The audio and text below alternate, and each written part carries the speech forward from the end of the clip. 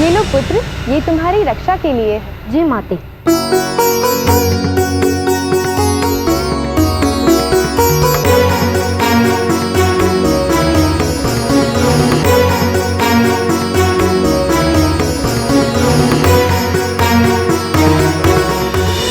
रुकिए, आप भीतर प्रवेश नहीं कर सकते। बालक, कौन हो तुम? और तुम मुझे भीतर जाने से क्यों रोक रहे हो? मैं गणेश हूँ, माता पार्वती की आज्ञा से मैं यहाँ पहरा दे रहा हूँ। किंतु तुम्हें ज्ञात नहीं, मैं शिव हूँ, पार्वती मेरी पत्नी है। आप चाहे जो भी हो, मैं आपको भीतर जाने की अनुमति नहीं दे सकता। तो क्या तुम मुझे मेरे ही निवास में प्रवेश करने से रोकोगे? हट जाओ मेरे मार्ग से। नहीं, आप भीतर नहीं जा सकते।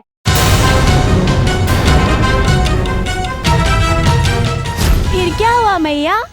कहने को तो प्रभु शिव को भोलेनाथ कहा जाता है, क्योंकि उनसे भोला कोई भी नहीं है। परंतु जब भगवान शिव को क्रोध आता है तो पूरा कैलाश कांप उठता है। नंदी, भृंगी, बंदी बना लो इस बालक को। और प्रभु शिव के आदेश पर नंदी और भृंगी ने गणेश जी पर आक्रमण किया, परंतु प्रभु गणेश भी कुछ कम नहीं थे। उनके पास उनकी माँ की दी हुई छड़ी थी ना, उस छड़ी से उन्होंने सबको परास्त कर दिया।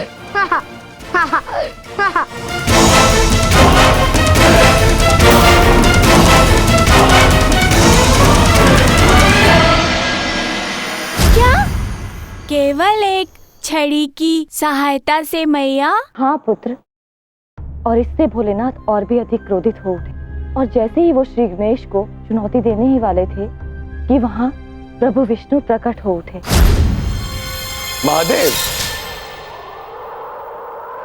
शांत हो जाइए महादेव। विष्णुदेव,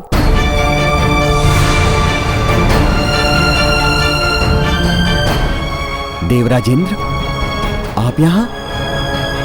नारद से सूचना मिली कि यहाँ एक बालक आपको माता पार्वती के कक्ष में जाने से रोक रहा है, और इसीलिए हम यहाँ आपकी सहायता के लिए प्रकट हुए। और हमें यह भी पता चला है कि इस साधारण बालक ने आपके सेवक नंदी और गण आदि को क्षण में पराजित कर दिया। केवल यही नहीं, जो भी मेरे कर्तव्य में बाधा डालेगा, मैं उसकी यही दशा करूंगा। तुम्हारी बात हम समझ सकते हैं बालक, किंतु जितना अधिकार इस कक्ष में माता पार्वती का, उतना ही अधिकार महाप्रभु का भी। तुम भला उन्हें उन्हीं के कक्ष में प्रवेश करने से कैसे रोक सकते हो? मैंने कहा ना, मैं किसी को भी भीतर जाने की अनुमति नहीं दे सकता, भले ही वो कोई भी हो। अच्छा होगा कि आप सब भी इनकी सहायता ना करें, अन्यथा इसका फल आपके लिए भी अच्छा नहीं होगा।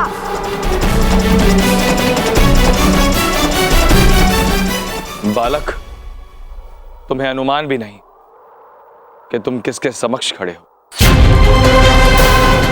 अपनी मर्यादा को मत लांघो।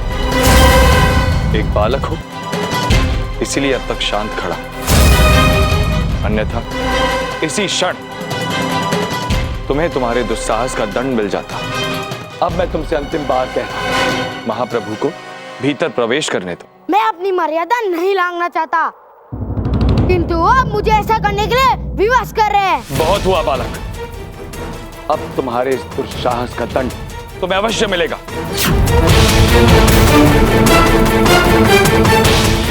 प्रभु, आप कष्ट न करें, इस बालक को मैं संभालता हूं।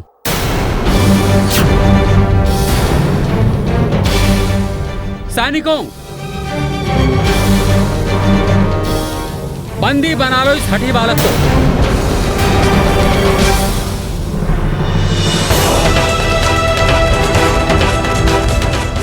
और इस प्रकार प्रभु गणेश ने इंद्रदेव की सेना को भी क्षण भर में परास्त कर दिया।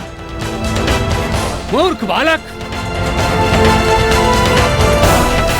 बहुत हुआ बालक, अब मेरा वज्र तुझे क्षण भर में नष्ट कर देगा।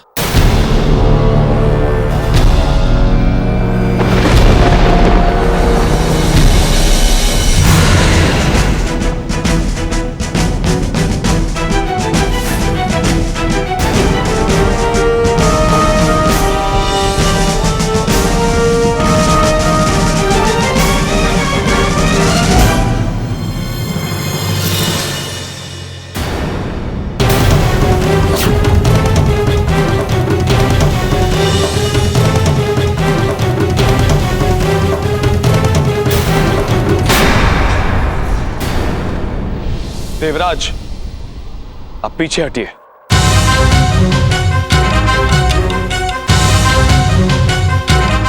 बालक,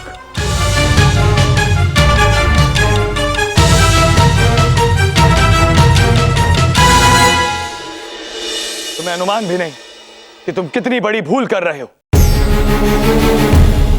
अपना यह हट छोड़ दो और महाप्रभु को भीतर प्रवेश करने दो।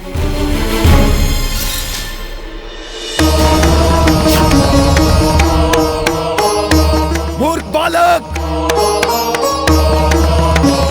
सावधान बालक, अब मेरा धैर्य समाप्त हो चुका है। माता के आदेश का पालन करते हेतु मैं किसी का भी सामना कर सकता हूँ।